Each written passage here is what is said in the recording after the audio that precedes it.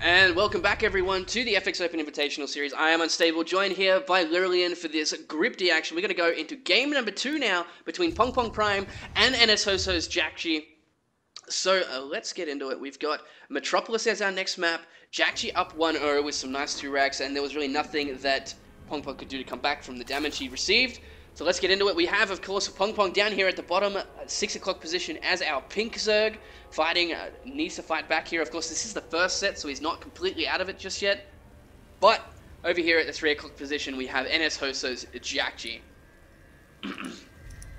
Yeah, so, how is he going to play it this time around? I mean, this is another one of those maps where a proxy 2 racks could be really good, but we don't see any SCVs going out on the map for Jakji just yet. So I think we're going to be going into a little bit more of a standard game here, which is, of course, what Jakji should be doing after taking a game 1 in such a cheesy fashion. I think Boom Boom is going to be playing it, a lot safer. I think he will be scouting for those barracks.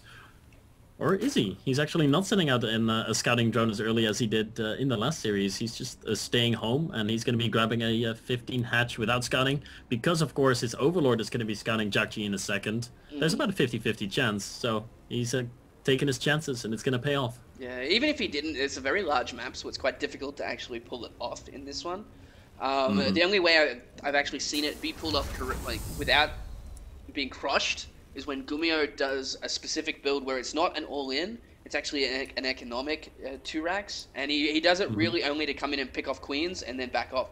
But let's see, we actually have a command center first here from Jakji, so that's very interesting. B4 is going to come in and see that. It's actually going to freak him out a little bit, saying, is he doing it to me again? No, he has to check that command center first. A very common build on this map, of course, for Terrans. Very macro-oriented map. This is probably the map that I see the most games go to the super late game out of all the maps that I know. In all matchups, or just in all matchups? Like, as a general thing, this is the one I always see going to super late game more than any other. Yeah, I think you make a pretty good point there. I'm just, trying to think of some recent games that happened, and I think you're quite right about that. Even in Protoss vs Terran, this is a map where we can see some very long games. Of course, that GSL finals comes to mind. Yeah. I think we all know the game that we're talking about, where we saw those battle cruisers go up against what was it, the carriers or the void rays and storms, and it was sick. That was such a sick finals. And then, of course, we had very recently in GSDL, it was Lenok up against Lua on this map as well, which had every unit under the sun at the same time. So let's see how this one plays out, of course. Let's hope for something like that. We do have 2 racks follow-up for Jakji now to try and be a little bit safer. We'll most likely put a bunker down in this choke point to stop any kind of aggression coming through. But looking at his vision now, he hasn't actually scouted just yet. His first SCV is only just now getting down to the natural for B4, and he's going to see nothing out of the ordinary. Sling speed on the way. He has taken his drones out of gas here, so there's going to be no baneling this follow-up. So Jakji can feel a little bit safer in this now. Yeah, he can. He can feel very, very safe here, and he's going to be showing us his follow-up in a second, which is probably going to be a factory since Jakji is taking double gas in his main base. So are we going to see a few of those Hellions pop out, or is he going to go immediately into starport tech? We'll have to see. We see Jakji is now going to be moving out with his first 5 Marines out across the map. Maybe go in and try to snipe a drone or 2, or maybe even snipe a queen. There's not that many Zerglings out on the map for Boom Boom, because he knows a command center first. There's no real reason to have a lot of Zerglings or super early queens out on the map. And oh my god, 20 Zerglings in production, Unstable. He didn't see... No, he definitely didn't see the Marines coming out. This must just be part of his game plan regardless.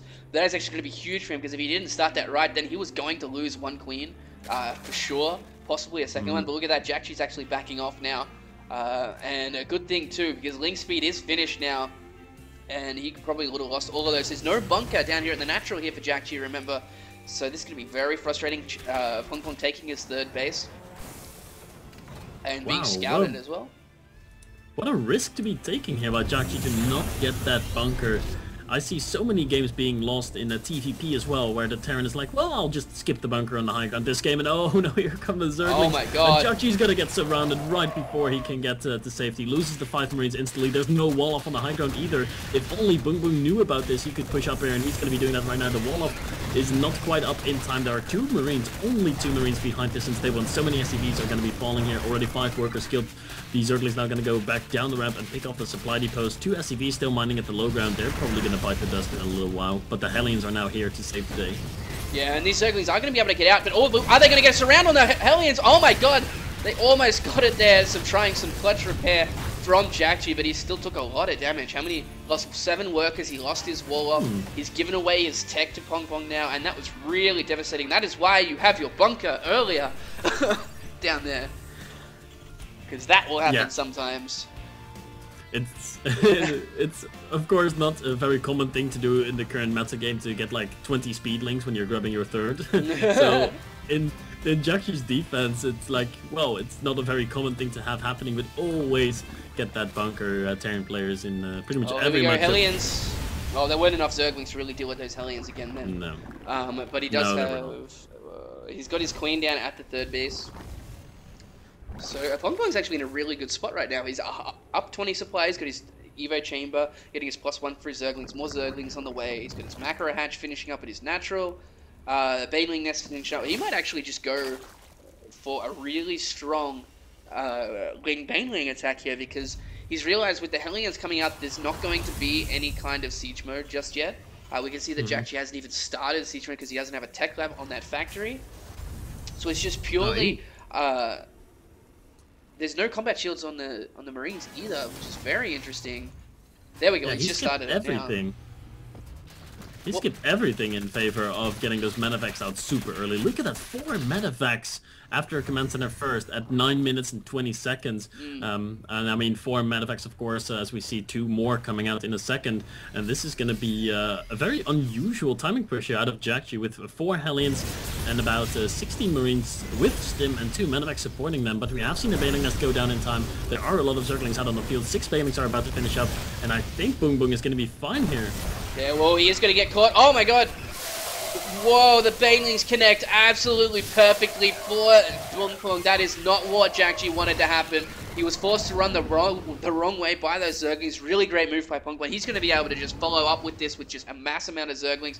He did just make 12 drones just then, but I guarantee you the next wave is going to be pure Zerglings. He can smell death in the air here right now. He's got so many Zerglings in the natural here. He can push up that ramp if he wants to, because the factory is actually making a tech lab. He's not going to have any more Hellions here, Lillian.